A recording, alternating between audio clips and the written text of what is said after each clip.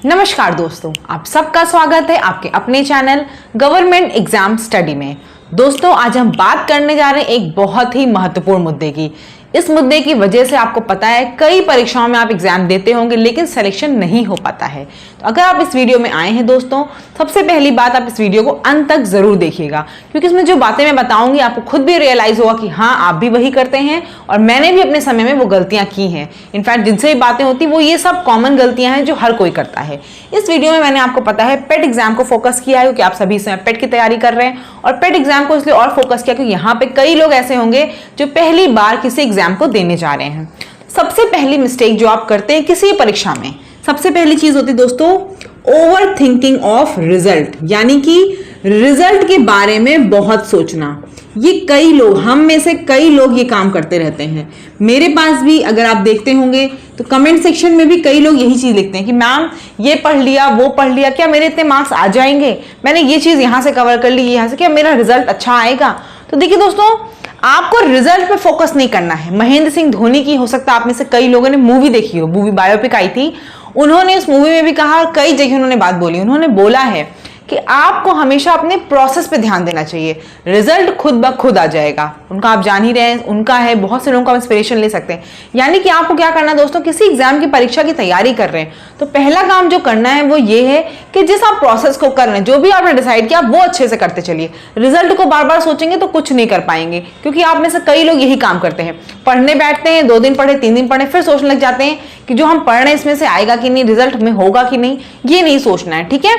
अपने प्रोसेस पे ध्यान देना है, रिजल्ट खुद ब खुद आ जाएगा, ठीक है। जैसा कि उसने भी बताया था, आपको कई जगह कहा गया है कि आप खुद ब खुद अच्छा काम करेंगे तो झक मार के आपके पीछे चीजें आएंगी। तो यही आपको करना है, आप अपना काम करते चलिए, अपनी पढ़ाई की स्ट्रैटेजी जो भी आपने कर रहा है वो करते चलिए। रिजल्ट के बारे में बार बार मत सोचिए, वो खुद ब खुद आएगा। जिसका भी सिलेक्शन हुआ है उससे आप पूछेंगे तो वो यही बताएगा, रिजल्ट के बारे में बार बार सोचने से कुछ नहीं होता है, ठीक। तो आपको क्या करना है, रिजल्ट के बारे में नहीं सोचना है, प्रोसेस पे ध्यान देना है।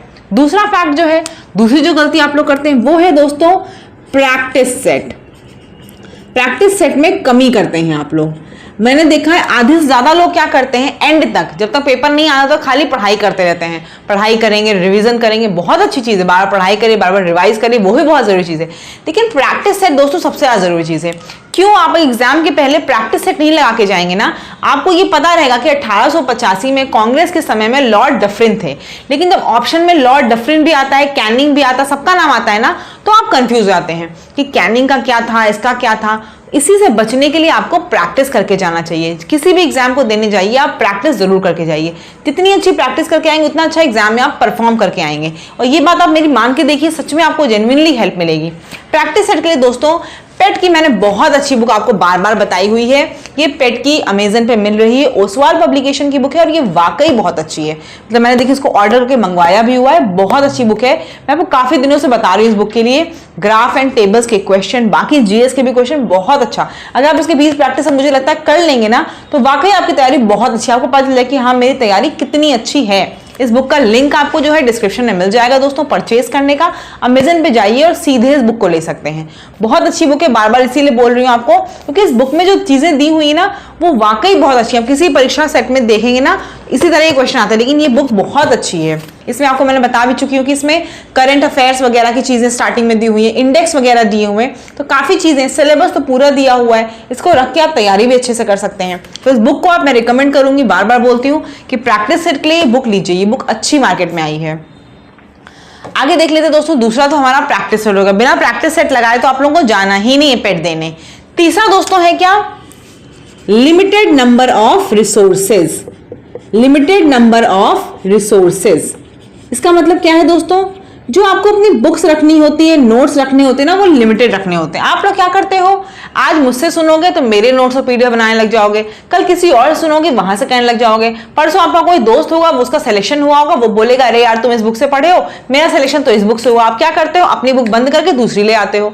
तो ये नहीं करना। उससे क्यों, क्योंकि उससे क्या होता है कि आपकी एक भी बुक पूरी नहीं हो पाती है, या आप 2-3 बुक के चक्कर में सब पढ़ डालते हो, लेकिन दिमाग में क्या होता है, सब हौच पौच हो जाता है, कोई चीज दिमाग में बैठती नहीं है।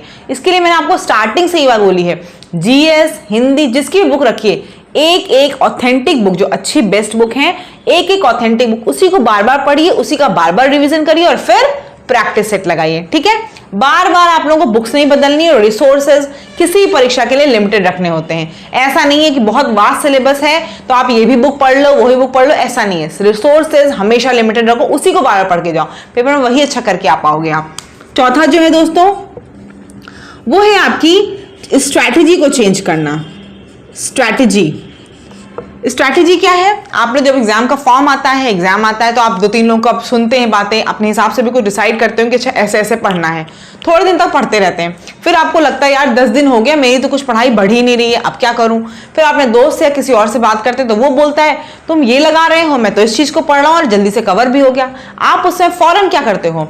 सोचते हो हाँ सही तो कह रहा है, ऐसा करते हैं, यही करते हैं। आप फटाफट अपना काम बंद करके दूसरे की बात सुन के दूसरी बुक उठा लेते हो और इस वजह से क्या होता है, बार बार आप अपनी स्ट्रैटेजी बदलते रहते हो। अगर उसने कह दिया कि मैं रात में पढ़ लेता हूँ ज्यादा अच्छा होता तो आप भी सोचते चलो रात ही पढ़ के देखा जाए, और ये सब इधर उधर स्ट्रैटेजी कराने में क्या होता है, एग्जाम आ जाता है और आपकी कोई भी चीज पूरी नहीं हो पाती है। तो ये नहीं करना है। जो आपने स्ट्रैटेजी अपनी शुरू से बनाई है, जैसे भी बनाई है, अगर आपने खुद से बनाई है, किसी की हेल्प से किसी ने कुछ बताया था, गाइड किया था, उस हिसाब से बनानी शुरू कर दिए, उसी को फॉलो करिए। अब हर दिन हर चीज आप चेंज मत करते रहिए, क्योंकि मुझे पता है इस समय डिस्टर्बेंसेस बहुत होते हैं। आप किसी की बात सुनते हो, कोई मोटिवेशनल स्पीकर होता है या कोई सिलेक्टेड स्टूडेंट होता है, या मेरी बात सुनते हो, किसी और टीचर की बात सुन के इंसान तुरंत इन्फ्लुएंस हो जाता है, सोचता है ये जो कह रहा है ये करके देखते हैं, लेकिन ये बार बार नहीं करना होता है। आप ऐसे हर किसी की बात सुन सुन के चेंज करते रहेंगे अपनी स्ट्रैटेजी को, तो कैसे आप सिलेक्शन ले पाएंगे, कैसे आप फाइनल तक पहुंच पाएंगे? तो आपको ये नहीं करना। जो आपने शुरुआत में सोचा था कि हमें ऐसे से खत्म करना है इन दिनों में, तो वैसे ही आपको topic wise time table wise पढ़ाते हुए चलना है और अपना खत्म कर लेना है। ठीक, स्ट्रैटेजी बार बार बदलनी नहीं है। पांचवा जो है वो लास्ट है बट नॉट द लीस्ट है। वो क्या है दोस्तों आपका? एक तो है आपका सिलेबस और दूसरा क्या है दोस्तों? Previous year question paper, previous year questions. दो चीजें। सिलेबस क्यों बोल रही हूं? क्योंकि अभी भी आप लोग क्या करते हैं दोस्तों, सिलेबस पे ध्यान नहीं देते हैं। मैं इसलिए बोल रही हूं सिलेबस पे ध्यान नहीं देते हैं, अभी आपका यूपी SSSC फॉरेस्ट गार्ड का पेपर आया था। पेपर नो डाउट थोड़ा सा डिफरेंट था उस पैटर्न से जैसे यूपी SSSC का आज तक पेपर आता था, लेकिन वहां पर ज्योग्राफी ज्यादा पूछी गई। अब कई लोग एकदम इतने परेशान हो गए, जैसे आपको पता है मेरे चैनल पे मैं हिस्ट्री और पॉलिटी कंटिन्यूसली पढ़ा रही हूँ और साइंस और जनरल अवेयरनेस भी साइड में चल रही है। अब वो लोग एकदम से कि मैम ज्योग्राफी पढ़ा दीजिए, बहुत ज्योग्राफी आ रही है। लेकिन दोस्तों जो आपको पता है कि आपके पेट में 5 मार्क्स की ज्योग्राफी आनी है ना, डिसाइडेड है 5 मार्क्स, तो क्यों कैसे पता आपको कि 5 मार्क्स की आनी? क्योंकि सिलेबस में लिखा हुआ है, इसीलिए बार बार कहते हैं सिलेबस देखिए। तो यहाँ ज्योग्राफी वो ज्यादा पूछ ही नहीं सकते हैं। यहाँ ज्योग्राफी लिखी है कि 5 ही अंकों की आएगी तो 5 ही अंक की पूछी जाएगी, है कि नहीं? अब चाहे वो टफ पूछ लिया ज्योग्राफी चाहे इजी, इसीलिए बार बार कहती हूँ सिलेबस रख के पढ़ाई करिए, सिलेबस लिख लीजिए। अगर आप हिंदी स्टार्ट करने जा रहे हैं, सिलेबस देखिए क्या क्या है और वो चीजें पढ़िए, ठीक है। उसके बाद है previous year question. Previous year बार बार क्यों कहा जाता है? उससे आपको उसी आयोग का, उसी संस्था का आपको स्टैंडर्ड पता चल जाता है प्रीवियस ईयर देखने से। मैंने अपने ग्रुप में, अपने चैनल की प्लेलिस्ट में आप देखेंगे यूपी SSSC में 2015 से आज तक जितने क्वेश्चन हर सब्जेक्ट में आए हैं, computer science, history, geography, polity, सबका प्लेलिस्ट बना हुआ है। आप एक बार उनको भी देख के समझ सकते हैं कि कैसा स्टैंडर्ड है, कैसा यूपी SSSC प्रश्न पूछती है। ठीक है दोस्तों, मुझे लगता है आपकी 5 मिस्टेक आपको समझ में आ गएगा। इनमें से एक भी कर रहे हैं तो फौरन उस गलती को रोक दीजिए। चाहे आपकी रिजल्ट के बार बार सोचने की टेंशन हो कि यार पढ़ाई तो कर रहे हैं, रिजल्ट होगा कि नहीं, आएगा कि नहीं, तो ये सोचना बंद कर दीजिए। आपका काम है पढ़ाई करना, एक स्ट्रैटेजी के तहत एक चीजों को फॉलो करके आप अपना काम करके जाइए। प्रैक्टिस सेट, रिवीजन करके, पूरा सिलेबस खत्म करके, प्रीवियस ईयर क्वेश्चन पेपर देखकर आप पढ़ाई करके जाइए। रिजल्ट खुद ब खुद आपका आएगा। अच्छा, प्रैक्टिस सेट मैंने बता दिया, प्रैक्टिस सेट बहुत जरूरी है और बार बार बता रही हूँ, ओसवाल का पब्लिकेशन का प्रैक्टिस सेट बहुत अच्छा है, इसको जरूर ले लीजिएगा। रिसोर्सेज हमने लिमिटेड रखने हैं, स्ट्रैटेजी बार बार बदलनी नहीं है। ठीक है दोस्तों, और कोई क्वेरी हो किसी भी चीज से रिलेटेड तो आप कमेंट सेक्शन में हमसे पूछ सकते हैं। टेलीग्राम नहीं ज्वाइन किया है तो जरूर ज्वाइन कर लीजिए, क्योंकि मैं वहां पर जो चीजें आपको नोट्स या इंपॉर्टेंट PDF होते हैं वो वहीं प्रोवाइड कर पाती हूँ। धन्यवाद।